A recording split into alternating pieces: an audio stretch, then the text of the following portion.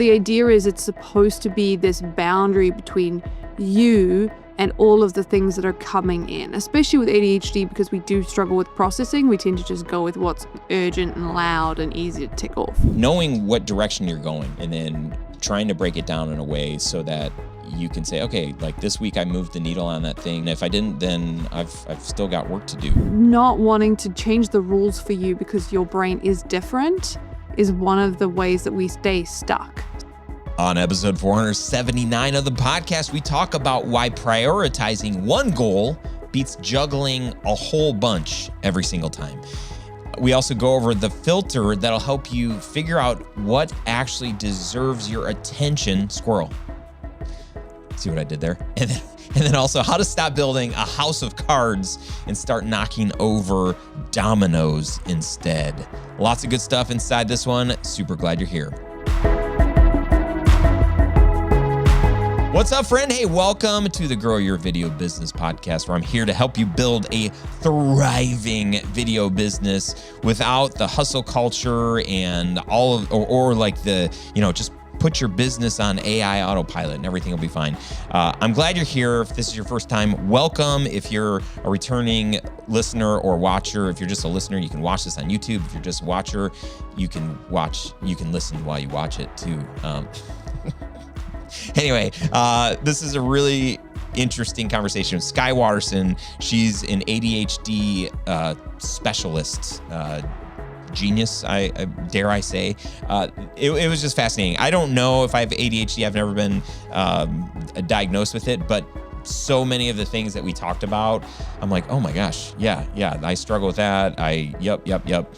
So anyway, she's got some very practical things for us to consider. So I hope you enjoy this and get some stuff out of it. I think you will. I'm not sure if you're inside of the little Facebook community that we have, but I just announced this past week, I said, hey, here are the dates for the Onward Summit. Okay, I didn't actually say these are the dates. I said, here are a handful of dates. Let me know what dates work for you. So if you know the history of Studio Sherpas and the Onward Summit, we had our first in-person event at our studio in Lake Orion, Michigan in 2019. And that was just like a dream come true. It was so fun to see so many people. It was an international event. I don't know. I mean, if you were there, you remember people from other countries were here. People flew in from all over the place. So that was fascinating. We've had 5 of these events. We took last year off. That was very hard for me to do, but I really wanted a year to reset and to help me understand, is this a helpful event? Do people want to be here? And also for me, I mean, last year I was just asking a lot of questions of like, is this the best use of our time to do an in-person thing?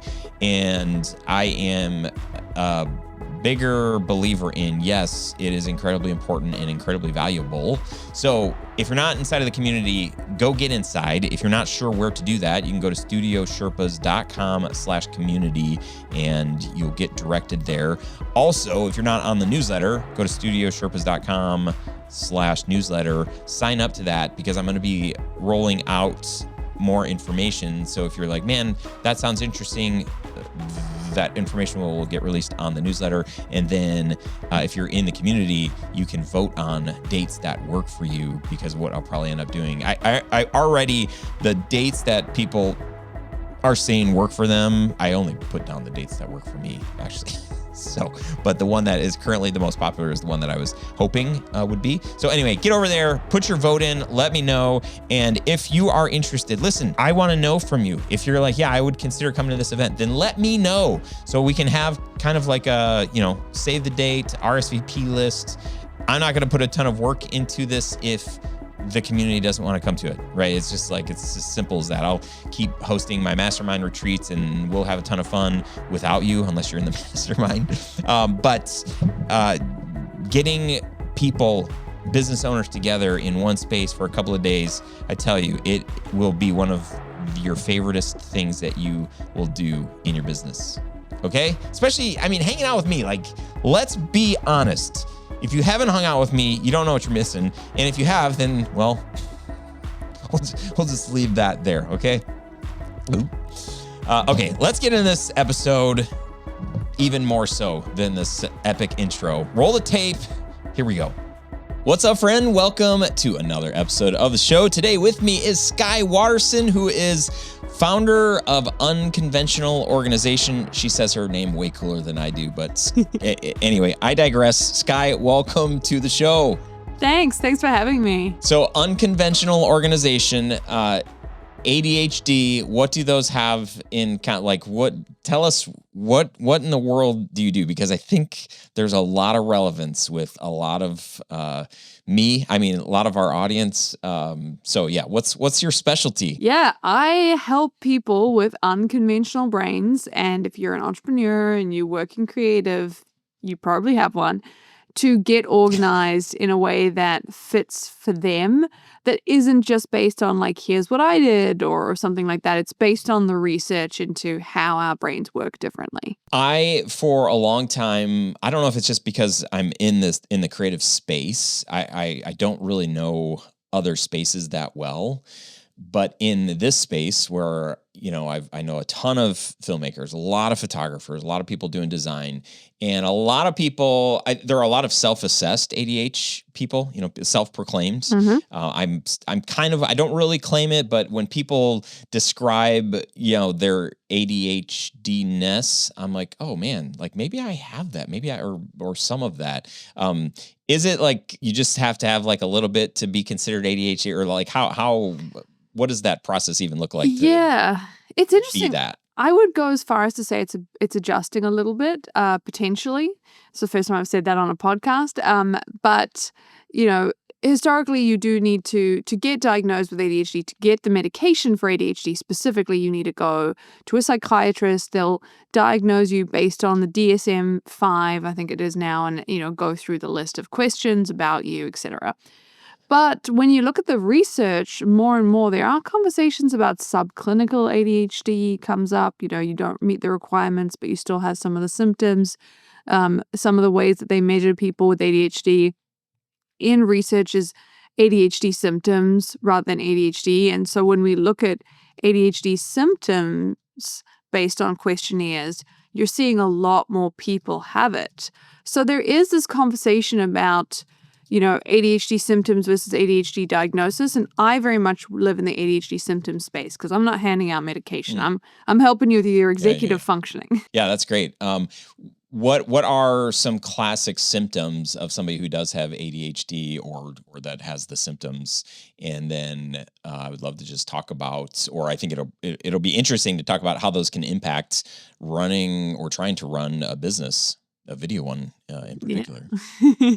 Well, it's very much about distraction and how you process information. So if you feel like you're being driven by a motor, you're constantly interrupting people, you're like, the funniest question in the DSM is like, you have a tendency to get up when you're supposed to sit down, like get up and do things, even though there's like a meeting and you're really supposed to be sitting down for the conference or whatever it is.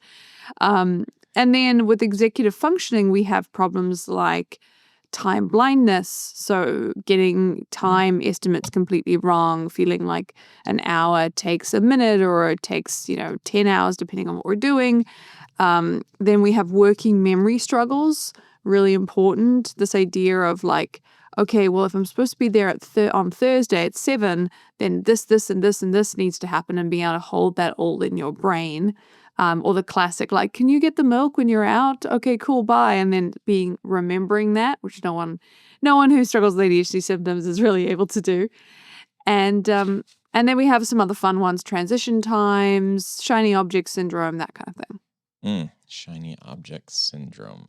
It's just like probably one of the most frustrating things in this work, because there's a lot of things that we know that we're supposed to do in our businesses, and I've learned now that I think, at least for me, I experience the shiny object syndrome when I get stuck. So like if I'm working on something, let's just say I'm building a landing page for a new package or a new kind of offer that we're putting together.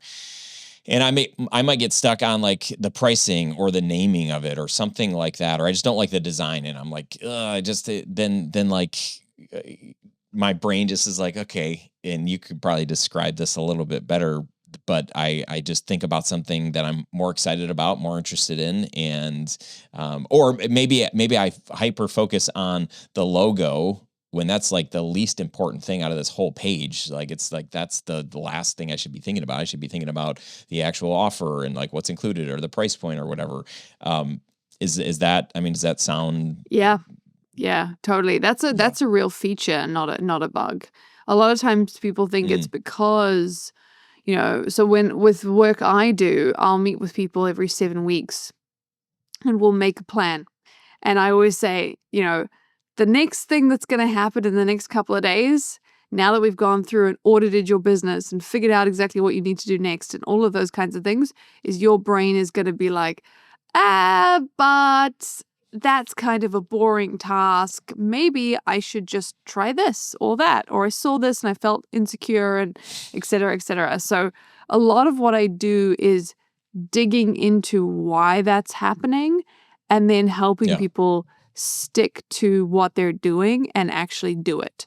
That is a surprisingly complicated part of being a human with ADHD symptoms who's trying to make something happen. Yeah, that's interesting. So you think that part of that, like identifying like why this is happening, that's part of the process for people to say like, oh, if I can figure out like why, then maybe we can figure out how to not make it happen again. Exactly. There's 3 main reasons that I always ask people about. If they're doing, say, if they don't want to do a task, for example, it's usually too boring, it's too confusing, or it's emotionally vulnerable. Like somewhere in there is the reason that you're not doing it. Say it again. Too boring, too confusing, or emotionally vulnerable. Okay.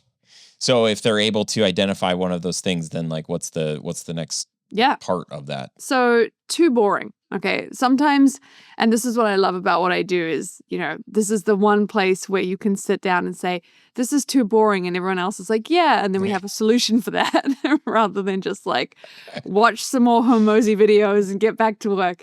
Right. So one of the things that we see in your brain when you have ADHD is that you don't appear to be getting the same dopamine boost when you start a task as people who don't. So when you start a task, because there's a reward at the end, if you've done that task enough times and your brain knows that's coming, if you're typical, then your brain will kind of go, okay, cool, let's give you a bit of that now. That's, that good dopamine feeling, that little thumbs up from your brain that goes like, you're going to do it and it's going to be amazing. And then you're going to get a reward at the end. Our brains appear to give us like less of that or none of that. So what we get, and this has definitely resonated with a lot of people when they start a boring task, their brain just goes, this sucks. You should try doing something else. Does that ring true? I'm seeing a lot of nodding. Oh yeah. Yeah. Right. Yeah. And so what we want to do instead, if someone says it's too boring, indicates that that's what's happening.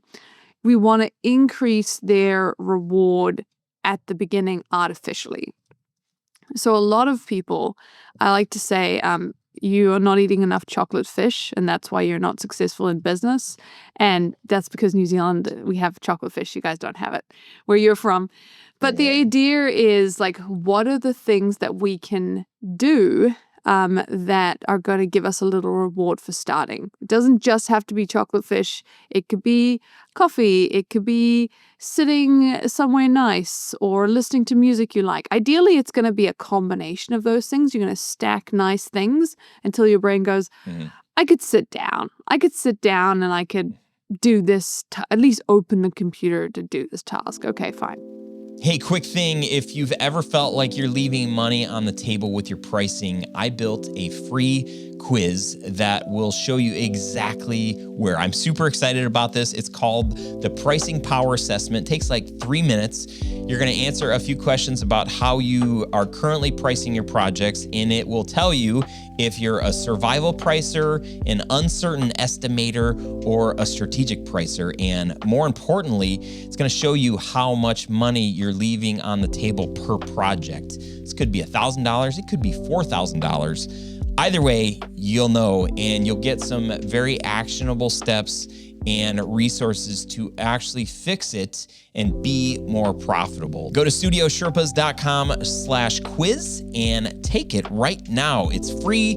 It'll take you like 3 minutes and you will be glad that you did. Okay, let's get back into the episode.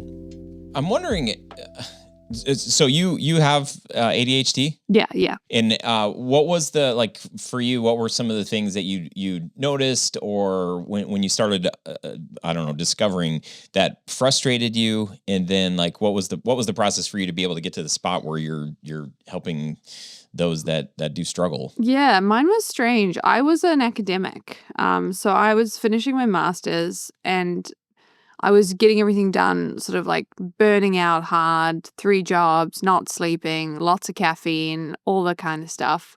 And I ended up quitting university for a year and just working as a cashier in a bakery and being like, maybe this is my life. I don't know. And then went back to start my PhD because I had a scholarship to do that, and went and got just said, help, tell me what's wrong. Is there anything wrong? And then that's when they told me that I might have ADHD. So it was a real surprise. But then as I learned about it and started researching it myself while I was studying my PhD,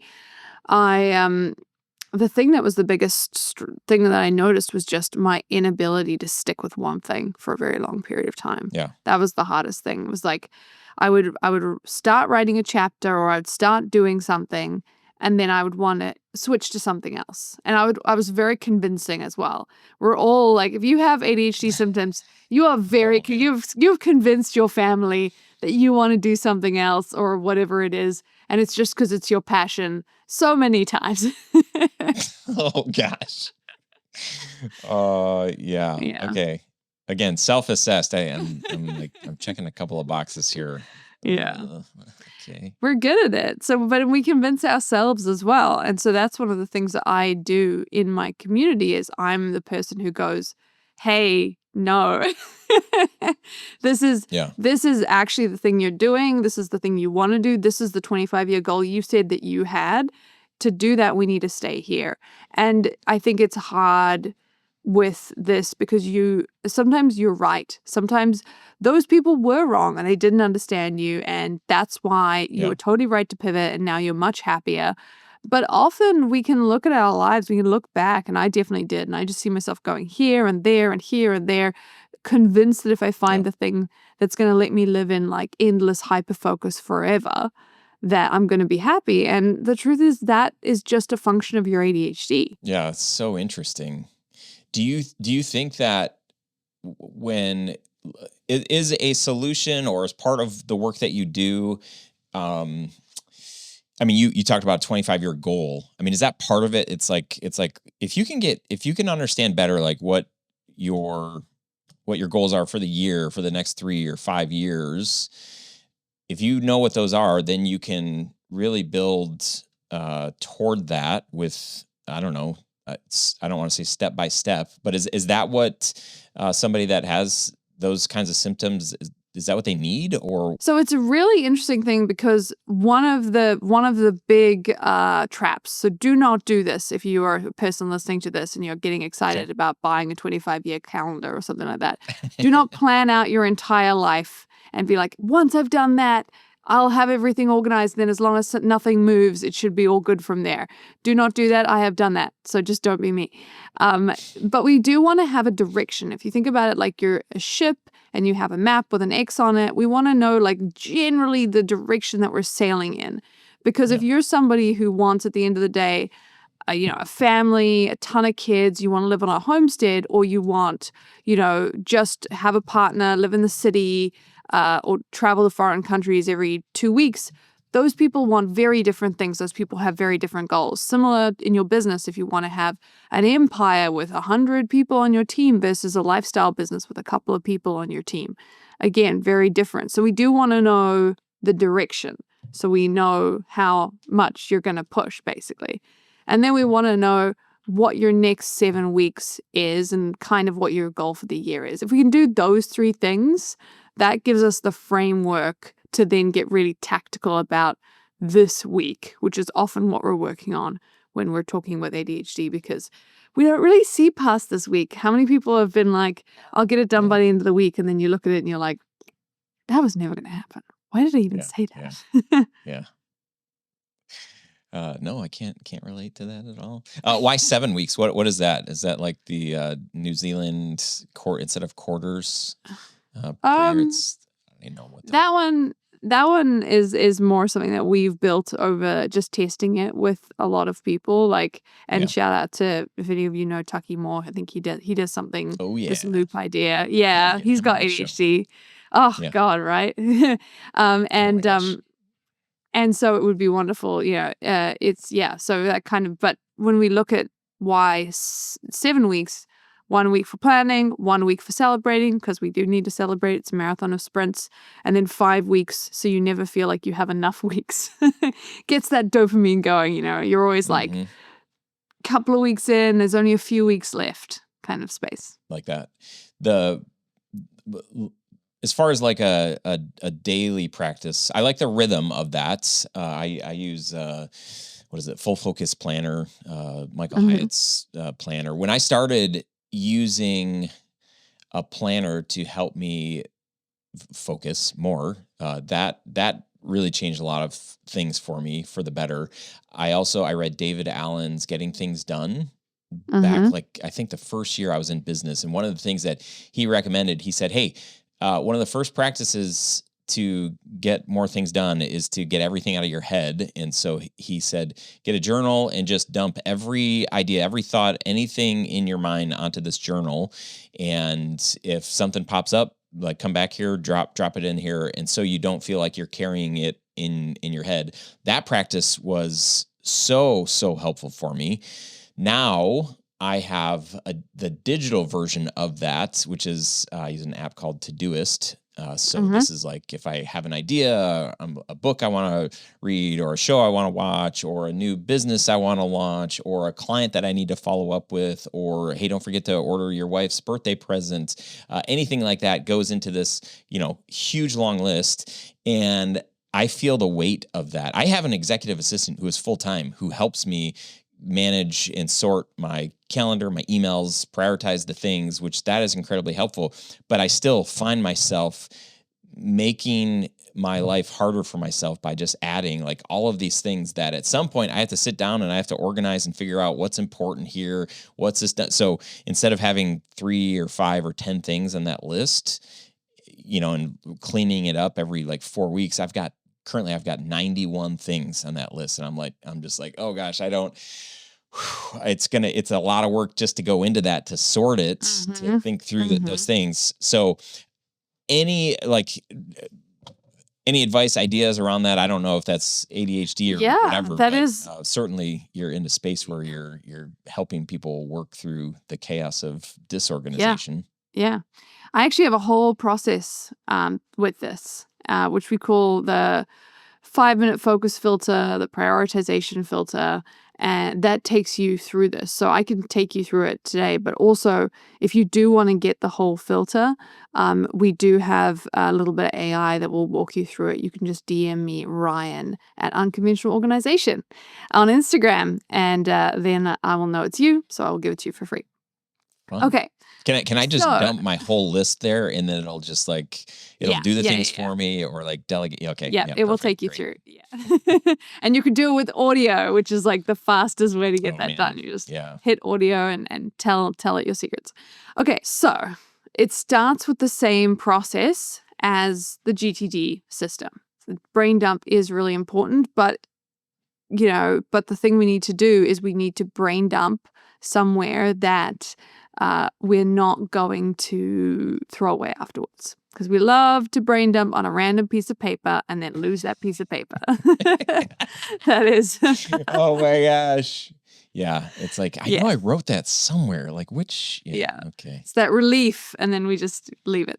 So we want to brain dump somewhere that we're going to be able to use, like a doc, or, I've seen $1 million deals happen in a Google Doc. So it can be done, but somewhere. And then what we want to do is we want to take that information and we want to imagine If we, for the rest of the day, for the next 24 hours, found ourselves in a waiting room, day went sideways, we're in a waiting room, that's our day. What is the thing that we would still do on our phones, or we would have to contact someone and say, hey, I can't do this thing tomorrow because I am not prepared for it today, and that was the thing I had to do today. Those are your truly urgent 24-hour tasks. So take a minute if you're doing this, and put a little asterisk next to those. And I just did this exercise with a whole community of people yesterday, and I didn't tell them this. I just asked them what number they got. Nobody got more than 5. Nobody gets more than 5. If you got more than 5, you're probably doing something wrong. Usually it's under 5, the number of tasks that you urgently have to do that day. So that's the first thing we do, and that just creates, okay, we're not gonna fall apart. That's not really true. Then we take the same principle. Okay, you're stuck in a waiting room for 7 days. Who knows what happened? But, this is what you're doing. And what do you need to do urgently in the next 7 days? And you put a 7 next to that, and that gives you that information. Now okay, these are the things that I urgently have to do this week. What that allows you to do is it allows you to create big green spaces. You imagine like a field of time. And you've got okay, this is what I have. I can actually think. And what you do with that time, if you're a business owner, is you spend that time working on your most important needle-moving task, which is, for me, when I'm working with clients, the thing that we've developed and talked about together for the next 7 weeks. So you know exactly what you need to do. And what that means is it allows you to not worry so much about the things that are at the bottom of your task list, because that's not actually the goal in life. A lot of times people at this point will say to me well, what about the back cupboard that I was supposed to organize that's been on my list forever and I'm never going to do it? I'm like, well, if you do this, if you hit these dominoes and you start knocking them down, then, by the time you get through some of them, you might have the resources and time to either hire someone else to organize it or you will have time and it will become urgent. Yeah, that's really good. I'm wondering how often are you recommending that practice? Is that something that people should be doing every day? Obviously for me, this is a very practical. I've got 91 things on this list. No, 95. I think I've added a couple since we started here. Yeah. So for me to sit down and prioritize these from hey, what should be done by tomorrow, and then what should be done, by the end of the week. But at least for me, I'm probably adding 10 to 20 things potentially a day on this list. Yeah. And I'm processing 5 to 8 of them. And then it just builds and builds and gets super overwhelming. So this case, you're probably going to tell me if you can lock yourself in a room and focus on this for an hour, whenever I'm on a flight, I love to open up my Todoist app and process through those because I've got minimal distractions on a flight. That's usually when this gets down to 0. I've delegated things. I've just put things in a someday folder. I'm I'm never going to look at that again. And that feels okay. So I might be different than what you would recommend to most people. But is this a daily practice where you should be looking at what are the things that you've written down or have been thinking about, and let's continue to prioritize and reprioritize every day? Or is it better as a weekly habit or what? Yeah, I love this. This is a really great question. So first of all, daily practice is what you're looking for. You're aiming for a daily practice. Do I do it daily because I do all my stuff? No, not always. And I have a space called uncategorized tasks. So I'll just dump ideas in there, but I don't put them in the big list. They're uncategorized. They need to process. The thing that I want you guys to take from this is it's a filter. So the idea is it's supposed to be this boundary between you and all of the things that are coming in, especially with ADHD, because we do struggle with processing. We tend to just go with what's urgent and loud and easy to tick off. So anytime a task comes into your world, it should go into the uncategorized tasks section. And then you should only start to do it once it's been organized, once it's been categorized. So it kind of creates the sense of, oh, you've gotten a call from someone and they go, oh, this thing has happened. It's super urgent. Da da da da da. We do not drop everything and do it. We put it in the list. We filter it. We go, that is a 24-hour task, and then we do it.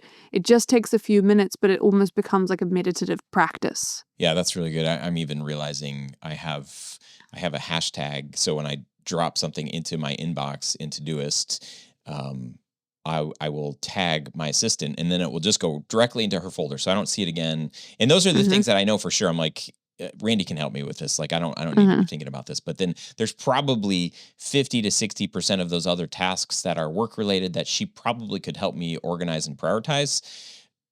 But I just, it's quicker for me to just dump it in that list, and then I'll get to it later, and then it builds and builds, and then I feel overwhelmed by the whole thing, and I got to take deep breaths looking at it. Yeah. And I will say, because I work with clients who use Todoist, so this is, but this is similar for anybody. Normal organizational systems will really sort of want you to categorize everything. They'll be like, you should put it in work and play and home and stuff. Yeah. I really recommend you do not do that. With working memory struggles, every time we put something in a different spot, it disappears. It doesn't exist anymore. Oh man. Do you well, this book, I just recommended this book again to my mastermind. I was on a call. It's Redeeming Your Time. It's by my buddy Jordan Rayner, and he's got a great flow for how to help you stay organized. He takes people through, if you use Todoist, or there's another app that he talks about, recommends. But if you follow I think it's the Getting Things Done flow. I have this beautiful little infographic that shows you how to process stuff. If you can't do it in less than 2 minutes, it's got to go over here, and it goes through a whole other flow.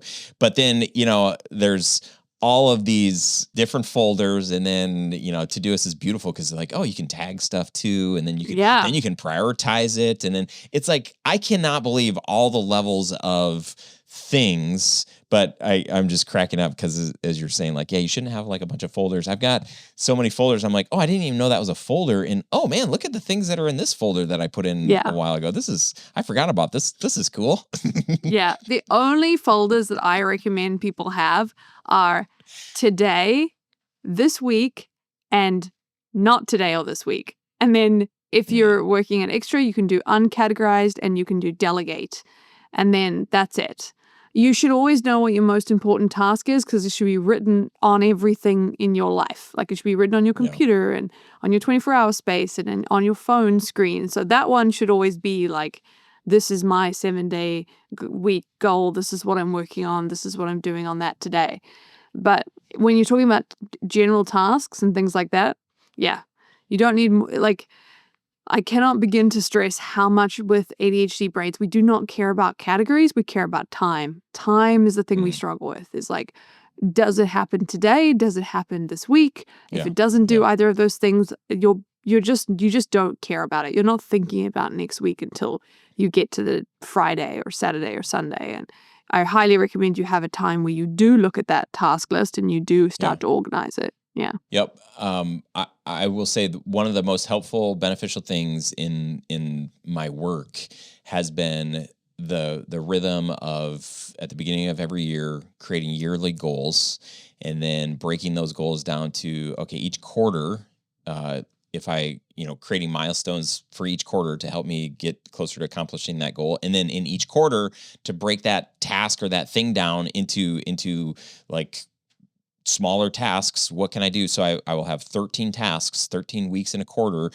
And that has been really, really helpful for me to do that practice when we're going to do something like launch a new website or create a new package for a new niche or something like that. It's the more ambiguous things that don't really have clear definitions of done, where I'll get to the end of the quarter and be like, oh shoot, I kept putting that off. And it's because it was too ambiguous. It was too intimidating to sit down and be like, oh, I don't even know where to start. And it's because I didn't take the time to break it down into more actionable things. Yeah. And then I experienced shiny object syndrome. I'm like, well, what's the next most important goal for the year? And I'll focus on that. So that, I think if there's any encouragement that I can have to people, it's breaking those bigger tasks down, knowing what direction you're going and why the heck you're headed that way. Like, why is that important goal? And then trying to break it down in a way so that you can say, okay, like this week I moved the needle on that thing, and or I didn't. And if I didn't, then I've still got work to do. I still have a lingering question though, doing that work, even if it's daily, to look at your task list and say, okay, these are the most important things that I need to do 24 hours and then 7 days. But then the backlog of like all of the uncategorized, all of the other tasks, like at what point do you, well, I'll just say this too. I probably have, I don't know, $4,000 million ideas in my Todoist that I've forgotten about. I wrote it down. I knew that if I inputted it, it would be great just to get it out of my brain. And I'm okay with knowing that there's a bunch of like $1 million ideas that I'm not going to touch. It's like, as soon as it's out of my brain, I'm like, okay, I can get back to, focusing on what is important, what's the most important with my business and all of the things right now. So, is there a recommendation for those things that are just kind of like the outlier, like, this caught my attention at some point, I thought it was important enough to write it down. Like, what do I do? It's a good question. Figuring out how to manage that feeling and that idea is sometimes the hardest and most complicated thing we can do. So I do recommend you have a big, long list of everything. I really do. And, when we're talking about this stuff, I will say I do have a separate section for ideas. So we're talking about tasks here. So if you just have an idea, put it in a folder called ideas, set yourself a time once a month to go to a coffee shop and read them just for fun. That's my recommendation. But when we're talking about tasks and those, I'd like to do this, I'd like to have Tucky on my podcast. Shout out to Tucky, he's getting some love here today. Yes. But, all of those kinds of things, I recommend looking at that whole list once a week whenever you sit down and do your deep work. So for me, Sunday mornings is when I only prep for the week. That's kind of what I'm doing. And so that's when I'm looking at the whole list and being like, oh yeah, that thing and that thing. And it's just kind of, you're just touching it. You're just going, yep, but not now. Yep, but not now. And yep, but not now is like the hardest thing that we can do as business owners who struggle with ADHD symptoms. And if you can get to a place where you're comfortable with doing that and sticking with rigorous focus on the next thing for your business, then you're going to be so much more successful than your peers. Like, that is just how it works. Yeah. And it's, and I will say one of the things that is important is don't randomly pick the most important thing for your business. When I work with people, we do an audit to start, to actually understand where the next most broken part of your business is.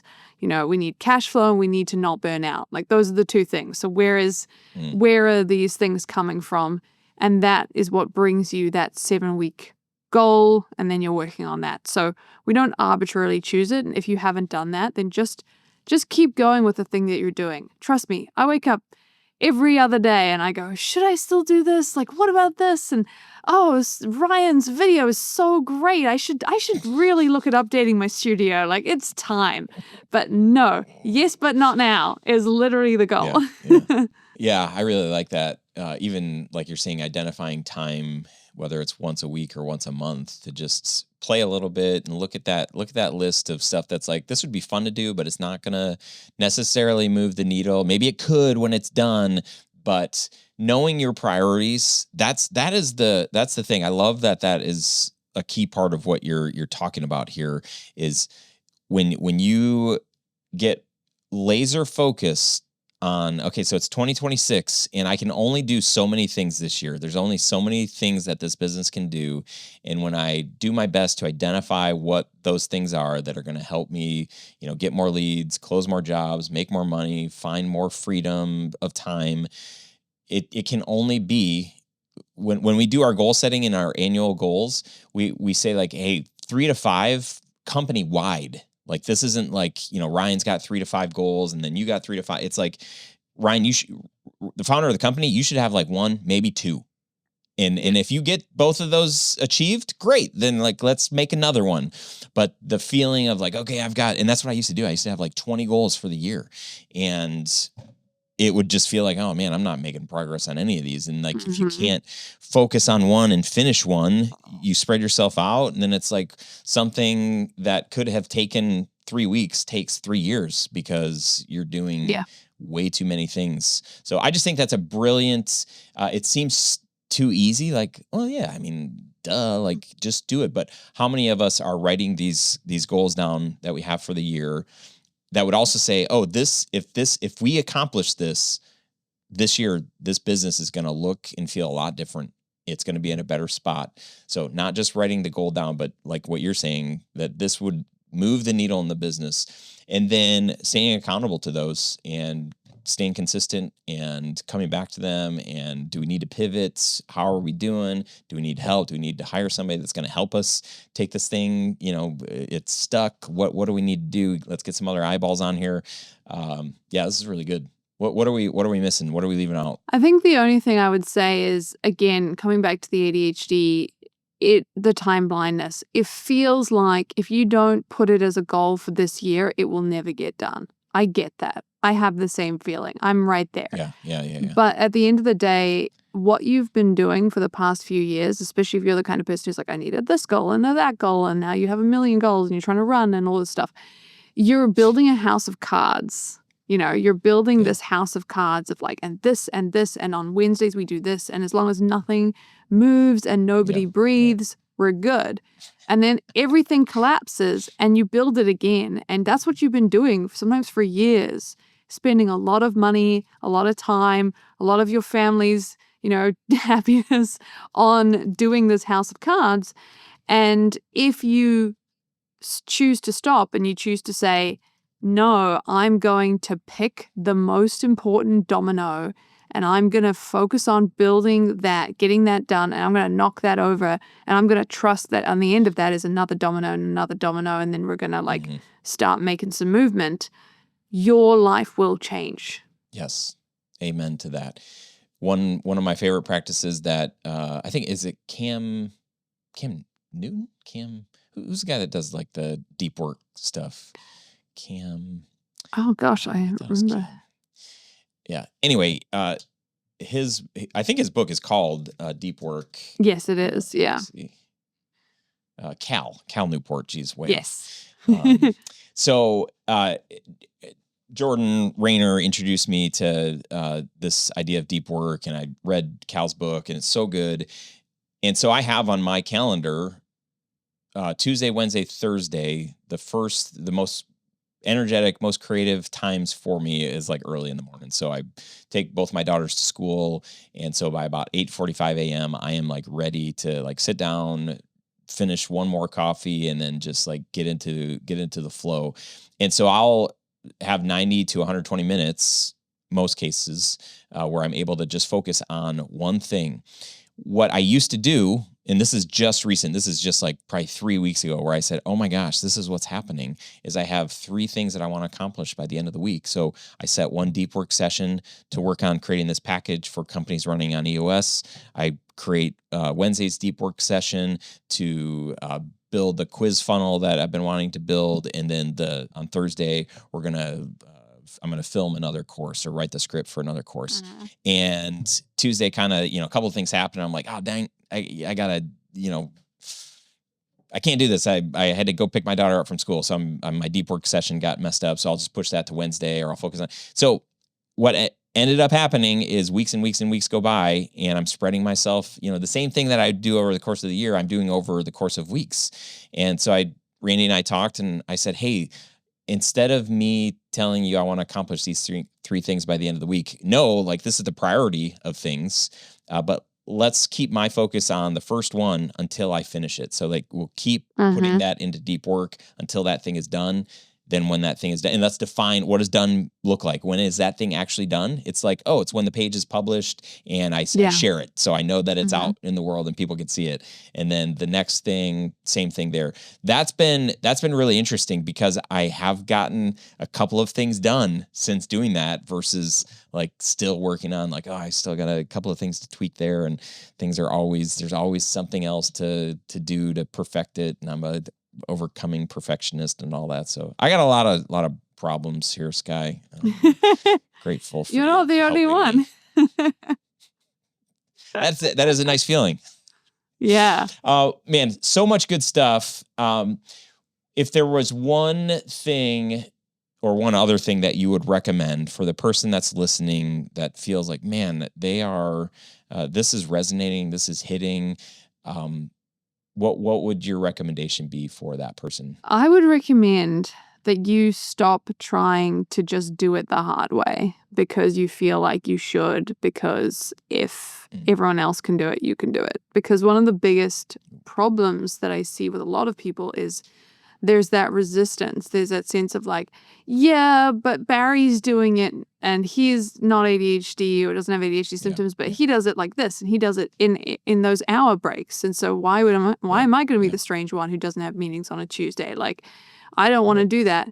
And that not wanting to change the rules for you because your brain is different is one of the ways that we say stay stuck. So I would recommend just knowing you probably are working at capacity right now. You need a new system, not just more stuff to do. Yeah, that's really good. Oh, yeah, I love it. I love it all. It hits hard. I think when you had reached out, the team was like, hey, this is an interesting one, because I have had so many guests and I have so many friends that they either have ADHD or they struggle with some of the symptoms of ADHD. I mean, I do too. I'm just like, oh my gosh, systems are incredibly helpful. For me, having like a team, having people that I work with has been really helpful. When I was by myself, like nobody was really there to hold me accountable. And I knew that was one of the reasons why I wanted to have at least somebody else in my business, not just my wife saying, what'd you do at work today? I'm like, did all sorts of stuff. But for somebody to say like, hey, remember one of our goals this quarter is to like do this thing. Where are we at with that? Because I haven't heard you talk about it or haven't seen any movement. It's like, oh yeah, okay. There's accountability. So I got to get some of these things done, and I want to be a person of my word and all that. Exactly. So how can people connect with you, follow along with the work that you're doing? It seems really, really valuable. Yeah. If you want to listen to me, you can listen to me on the ADHD Skills Lab. It's that intersection of business and ADHD research. So we've got it all there. It's a good time. If you want to find out about the filter that we talked about and how to use that, like I said, I'm giving that away. You can just message me, Ryan at Unconventional Organization with an S on Instagram. But if you go with a Z, we have that as well. It'll just redirect you. And then if you want to be a part of my community, I only take a couple of people a month, but you can go check me out at Unconventional Organization and apply to be a part of the community if you're interested. Awesome. Skye, thank you so much. Grateful for how you're helping people. It's a gift, and we're grateful for it. So appreciate you being on today, and excited for what's next for you. Thank you. Thank you so much. Hey, thanks so much for tuning into this episode of the Grow Your Video Business podcast. If you got something out of today's conversation, do me a favor, share it with a friend or post it on your socials. Tag me at Ryan Coral or at Grow Your Video Business. I'd love to know what resonated with you. If you've got a question or a takeaway, drop a comment wherever you're listening or watching this.